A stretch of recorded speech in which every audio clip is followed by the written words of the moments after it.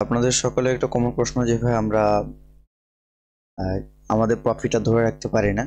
সেই প্রফিটটা যেন আমরা ধরে রাখতে পারি সেক্ষেত্রে আমাদের একটা স্ট্র্যাটেজি শেখান। এই রিকোয়েস্টটা আমাদের অনেক ট্রেডার ভাইগণে করছে যে আমরা প্রফিটটা ধরে রাখতে পারি না, দিন শেষে দেখা যায় যে আমাদের অ্যাসেলটাই হিট করে। তো সেই স্ট্র্যাটেজি নিয়ে আজকে আমরা আশা করি আলোচনা করব।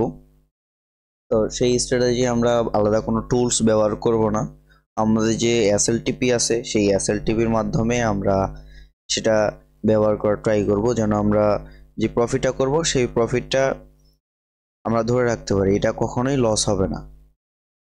যদি এসএলও হিট খায় বা এসএল হিট করে তারপরও আপনার প্রফিটটা চলে যাবে না, প্রফিটটা আপনি আপনার কাছে রেখে দিতে পারবেন।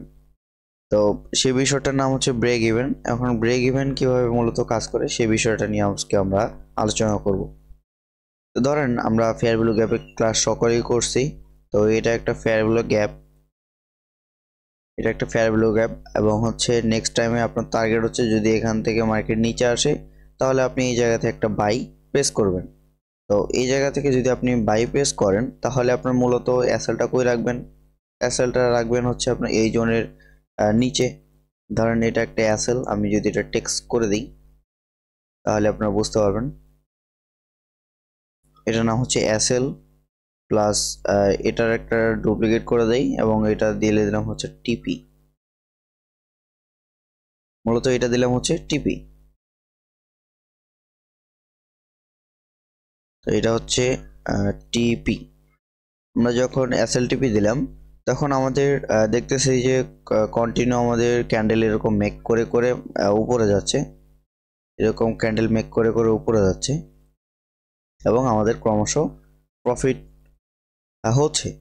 কিন্তু দিন শেষে দেখা যায় যে আমাদের আবারও এসএলটা এভাবে আসে, এসএলটা হিট করে। তো এই এসএলটা যেন হিট না করে সেই জন্য আমরা কি করব, সেই জন্য আমরা আমাদের যে স্ট্র্যাটেজি আছে সেই স্ট্র্যাটেজির যথাযথ ব্যবহার করব। সেটা হচ্ছে এরকম যে ধরেন যখন আমরা একটা বাই প্রেস করলাম সেটা হচ্ছে 58-তে, এটা একটা বাই প্রেস করার জায়গা 58। এখান থেকে মার্কেটটা যখন অলরেডি 71-এ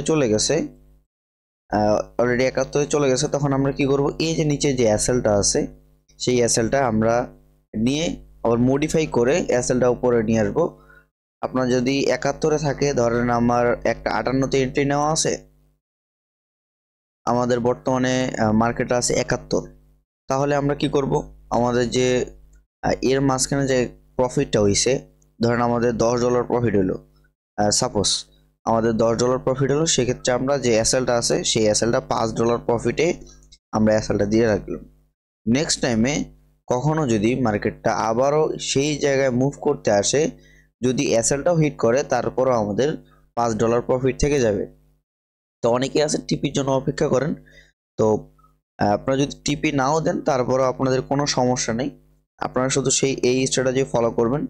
যেমন ধরেন যে আমরা যদি এটা বেয়ারিশের ক্ষেত্রে ফলো করি, আমরা ধরেন সব কিছু ডিলিট করে দিয়ে আমরা বেয়ারিশের ক্ষেত্রে একটু ফলো করি। ধরেন এই জায়গায় কোনো একটা ফিবোনাচি আপনি ড্র করছেন, ফিবোনাচির ভিডিওগুলো না দেখলে আপনি দেখে আসবেন। এবং এখানে একটা ফেয়ার ভ্যালু, এখানে ধরেন একটা ফেয়ার ভ্যালু গ্যাপ প্লাস এখানে আপনি ফিবোনাচি ড্র করছেন। ড্র করার পরে আপনার ধারণা এটা হচ্ছে গোল্ডেন জোন, এই গোল্ডেন জোন থেকে মার্কেট ব্যাক করবে, এই গোল্ডেন জোনটাও আমরা মার্ক করে রাখলাম।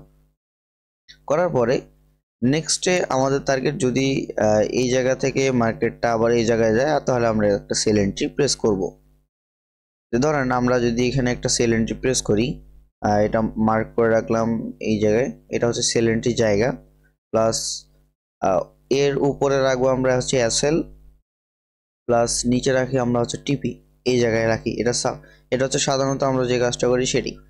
ধরেন এটা হচ্ছে টিপি প্লাস উপরে যে জায়গাটা বা উপরে যে হরিজন্টাল রেটা আছে সেটা হচ্ছে আমাদের এসএল। তো এসএল টিপি যখন আমরা এখানে ড্র করে দিলাম তখন দেখেন আমরা ধরেন এই জায়গায় একটা সেল এন্ট্রি প্রেস করছি। নেক্সট টাইমে এই মার্কেটটা হচ্ছে 2899 আছে, এখান থেকে মার্কেটটা একটু নিচে আসছে কত পর্যন্ত, 95 পর্যন্ত, প্রায় 40 পিপস।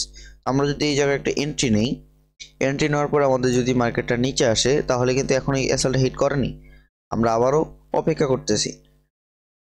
দেখেন নেক্সট টাইমে এটা টিপে থাকার পরেও এই জায়গায় যখন মার্কেটটা আসছে বা গোল্ডেন জোনে মার্কেটটা যখন আসছে সেটা ছিল 2893, তো মোটামুটি ভালো একটা প্রফিটে ছিল।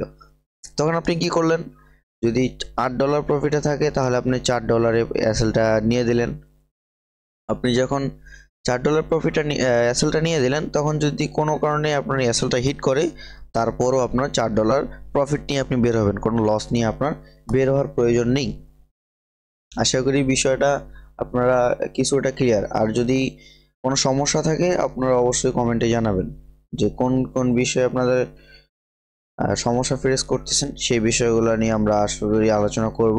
প্লাস আমাদের যে টেলিগ্রামে ক্লাস হয় সেই টেলিগ্রামে আপনারা চাইলে যুক্ত হতে পারেন। তো ধন্যবাদ সবাইকে।